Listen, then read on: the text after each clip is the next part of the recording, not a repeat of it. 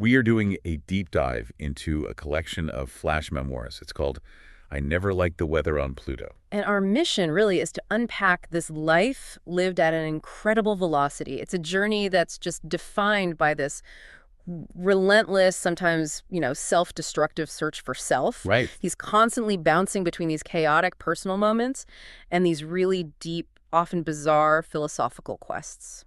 So the core conflict is this battle between order and absolute visceral experience. That's the tension. We have to unpack that. He's struggling to fit into any kind of structure. You see him try on conformity, Yeah. USC engineering, his father's expectations. All of it. And the moment he feels that pressure, he just explodes. Usually into a prank, an outlaw stunt, or some kind of psychedelic trip. It's this constant fight to figure out who he is when the identity he's been given just doesn't fit. Exactly. He's a person who just seems to perceive the world at a different frequency. And you can see these instabilities rooted right in his earliest encounters. Okay, let's start there. The Lori Logan story. Yes. He asked to carry your books home. It's a perfectly normal, innocent kid interaction. You'd think so.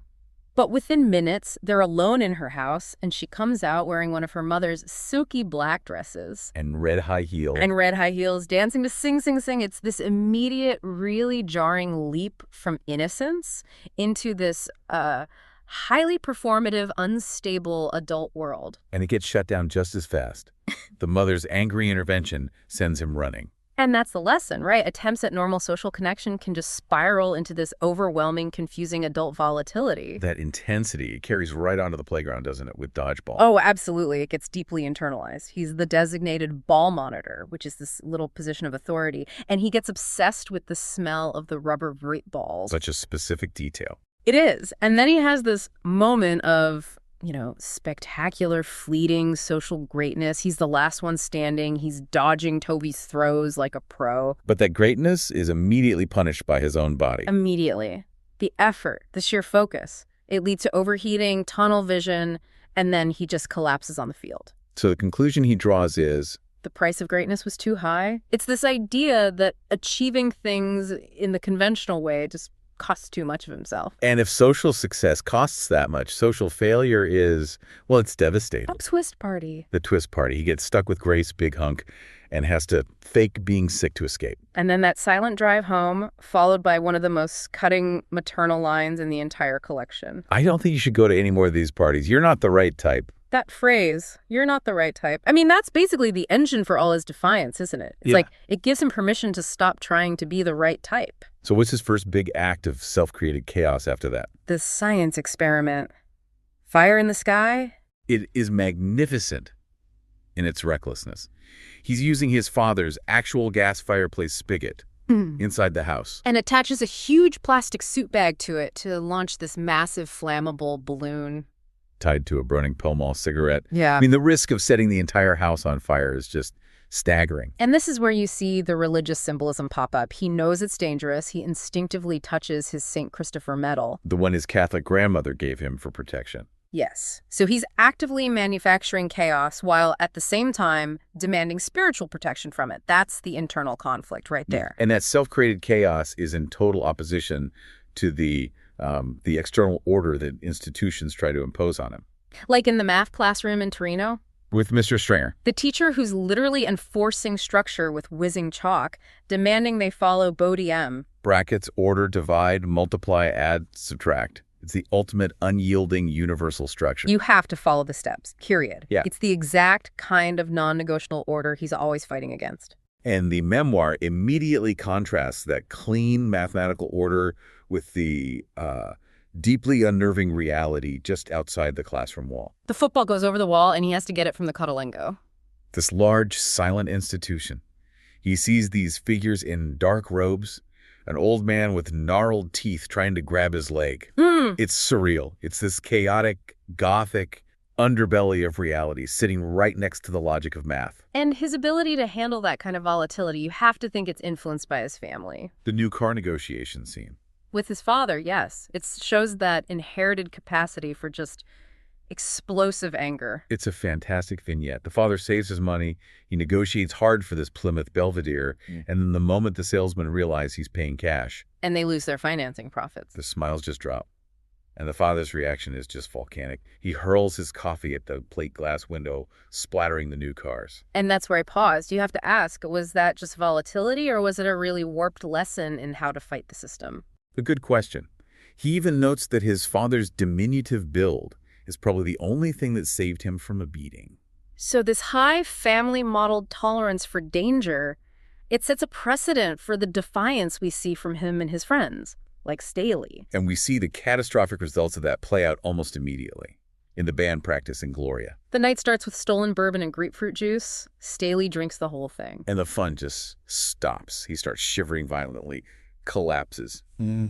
It's a total mess. But the memoir doesn't just leave it there. It links that moment of recklessness to a terrible consequence years later. Staley comes back from the army as a chemist, a philosopher, believing he can reach a single cosmic sine wave existence on stimulants. And he runs a red light while on reds, killing himself and others. That high-velocity life lived without any boundaries, it ends in absolute disaster. It's not funny anymore. That external recklessness, it eventually turns inward. And this is where the memoir pivots, exploring altered states not just as rebellion, but as a deliberate search for that same intensity. Which brings us to the pure Swiss LSD experience. And this is terrifyingly visceral. He takes the sugar cube. The metal cubes he's holding become gold, uranium, or pure energy.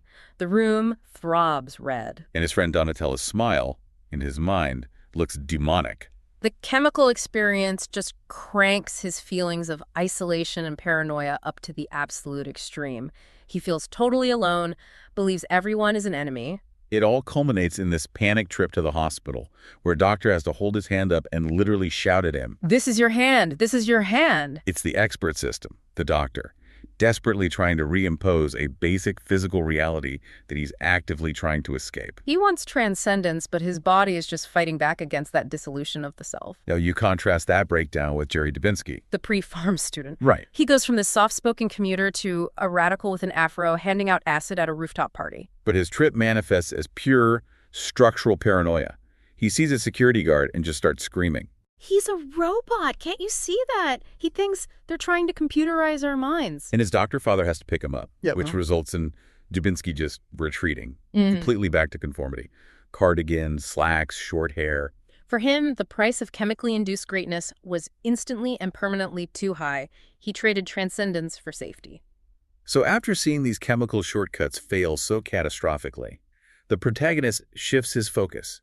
He starts seeking that gnosis through internal, more self-controlled means. He starts spiritual practices, attempting lucid levitation and focusing for the Kundalini rush. And for anyone who doesn't know, Kundalini is this idea of channeling a powerful energy coiled at the base of the spine upward to achieve enlightenment. It's an attempt to get the same explosive transformation as the LSD, but through, pure, disciplined willpower. And it works, in a way. He describes this ecstatic experience, rocketing skyward, seeing the Earth's curvature, feeling this almost lethal energy. So it's an internal creation of chaos, a spiritual rebellion that doesn't rely on stolen drugs. But he still seems to be looking for external guides, which is where we meet the very strange Cadillac apostle. Who just appears out of nowhere in a controlled defense industry parking lot, of all places. And this apostle speaks with this deep intuition, quotes Isaiah. He made me a polished arrow in his quiver, and tells him something extraordinary is going to happen through silent meditation. It frames his whole chaotic life as part of some destined, targeted trajectory. That idea of a destined path gets amplified by the pure strangeness of the visitor in Las Vegas. This is after he's been coding slot machine algorithms, the very definition of mechanical, predictable order. And this man leads him into a storage locker and gives him this custom helmet. The helmet gives him this vision of a futuristic city, levitation, and ultimately a state of Akashic understanding, all knowledge. So this idea of accessing a cosmic library of all knowledge, it's not coming from a monastery. It's coming from this bizarre high-tech helmet in a Vegas storage unit. But the instruction he gets is so maddeningly pedestrian. Stare at the lower left corner of the MGM Jumbotron in 1 week. The profound meets the ridiculous yet again. It constantly destabilizes reality. And other guides complicate things too, like Charlie in Tuckett's Canyon. Charlie introduces the idea that reality is fuzzy, quantum mechanics, and then this radical notion That without us, God doesn't exist.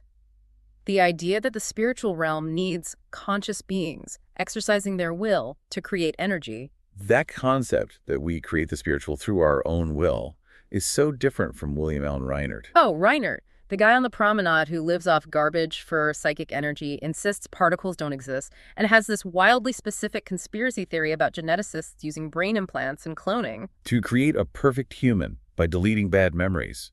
Reinert is chaos made manifest, but he claims to have this superior knowledge. Which just raises the question, right? Who gets to define what truth is? And that critique of institutional knowledge is perfectly summarized by the visit to the Jurassic Technology Museum. Dr. Jacob is disturbed by the exhibits, especially the Deprong Moria bat that supposedly echolocates using X-rays. Which is, of course, absurd. It's absurd.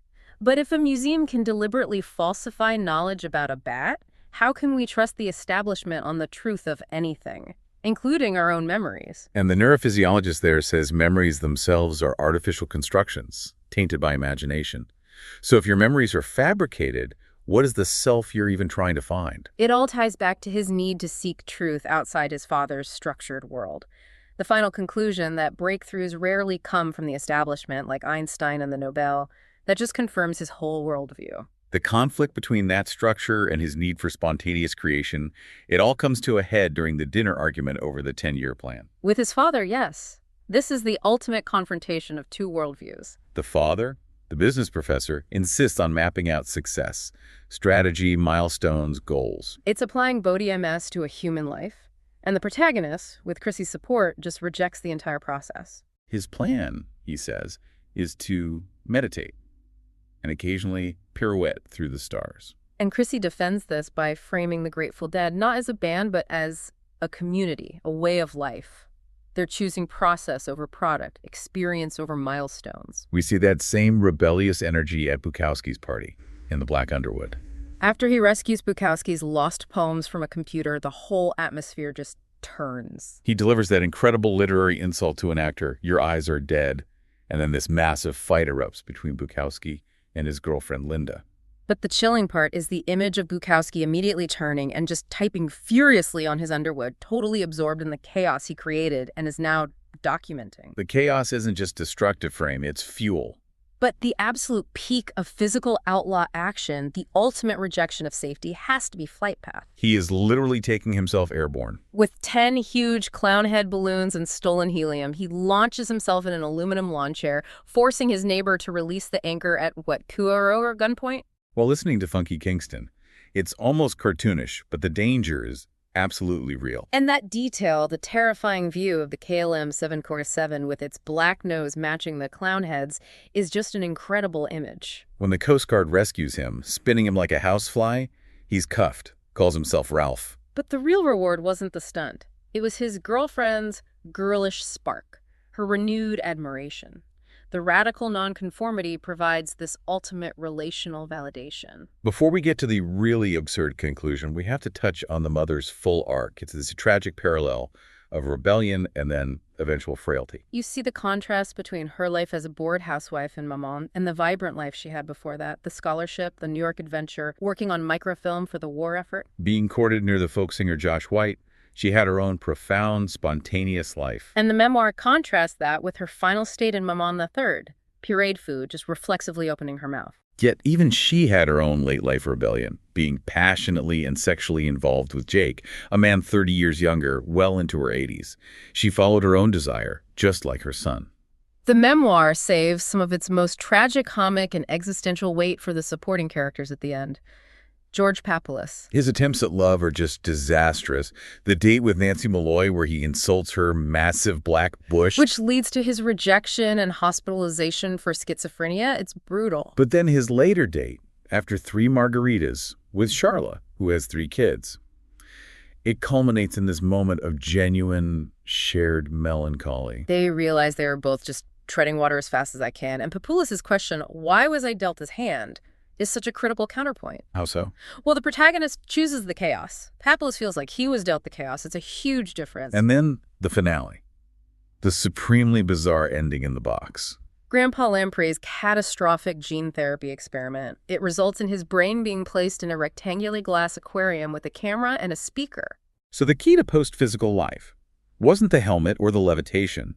It was a brain in an aquarium asking his grandson to blow cigar smoke into the electrolyte solution. That's the ultimate juxtaposition of the profound and the ridiculous. But the twist is, the brain in a box finds this bizarre kind of fulfillment. He picks up a poet dancer, Luella Kincaid, on Venice Beach. And they collaborate on cosmic lyrics. The brain and the poet decide to stay together, and the grandson is told to sell the house.